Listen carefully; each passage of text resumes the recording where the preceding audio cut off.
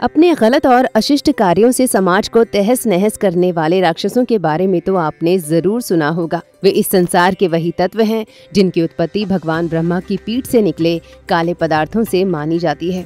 कुछ पौराणिक तथ्यों की बात करें तो राक्षसों का जन्म महर्षि कश्यप और उनकी पत्नी सुरसा के पुत्रों के रूप में हुआ है, जिन्हें देवताओं का चचेरा भाई भी कहा गया है। लेकिन क्या आप जानते हैं कि ऋग्वेद में जिस राक्षस शब्द का प्रयोग 105 बार किया गया है, उनकी उत्पत्ति के पीछे देवता या साधु महात्माओं के द्वारा दिया गया श्राप भी है। दरअसल प्राचीन काल में हमें ऐसी कई कथाएं सुनने को मिलती हैं जो राजा महाराजा, ऋषि, मुनि या देवताओं से जुड़ी हुई होती हैं। ये किंवदंती उन लोगों की बात करती हैं जो पहले आम जन तो होते हैं, लेकिन श्राप की वजह से वे राक्षस बनने के लिए मजबूर हो जाते हैं। इसे आप जय विजय नाम के 2 इंसानों से भी समझ सकते हैं, जो वैकुंठ के द्वारपाल होते हुए अपना कर्तव्य निभाते हैं और एक मुनि को भगवान विष्णु से मिलने से रोकते हैं। तभी इसकी जानकारी नारद को होती है और वे जय विजय को 3 जन्मों तक राक्षस रूप में जन्म लेने का श्राप दे देते हैं। पुराण काल में भी देखते हो, जो भी साधु को, बाबा को, ऋषि को, मुनि को जरा भी कुछ किया तुरंत श्राप का भागी बना। दरवान का काम क्या है? दरवान का तो काम है गेट में हम अंदर नहीं जाने देंगे, मालिक का आदेश है। ये द्वारपाल हैं, नहीं जाने दे रहे हैं। जो कि सनत सनातन सनत कुमार 7 वर्ष की अवस्था में रहते हैं, दिगंबर हैं और जो है ब्रह्मचारी महात्मा है। कहते हैं सदन में एक रस में रहते हैं।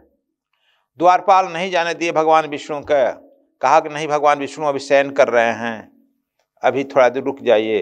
बस श्राप दे दिए, जय और विजय को, जाओ तुम राक्षस बन जाओ। मालूम होता है कि श्राप का खजाना लेकर चल रहे हैं। They are factory of the making of श्राप। तो ये लोग हर समय यही हुआ है, श्राप देते चलते हैं। जितने राक्षस बने हैं सब श्राप के भागी हैं। किसके लिए, कौन बनाया है भाई? ये साधु महात्मा लोग, ऋषि और मुनि लोग। कबीर साहब कहते हैं क्यों बनाए हैं कि अपना मान भंग सोचते कि हमको भी जाने के लिए परमिशन लेना पड़ेगा, पर्ची देना पड़ेगा। हम आए तुरंत चले गए, मिल लिए। यदि गए और भगवान भी, विष्णु भी, नारायण भी तुरंत उठकर नहीं मिले, प्रणाम किए, तो उनको भी श्राप दे दिया जाएगा। श्राप तो यह हम लोग देखते हैं कि कबीर साहब कहते हैं कि यह जो है, जो श्राप दो या आशीर्वाद दो, दोनों हालत में आपकी एनर्जी लॉस होती है, लॉस ऑफ एनर्जी होती है।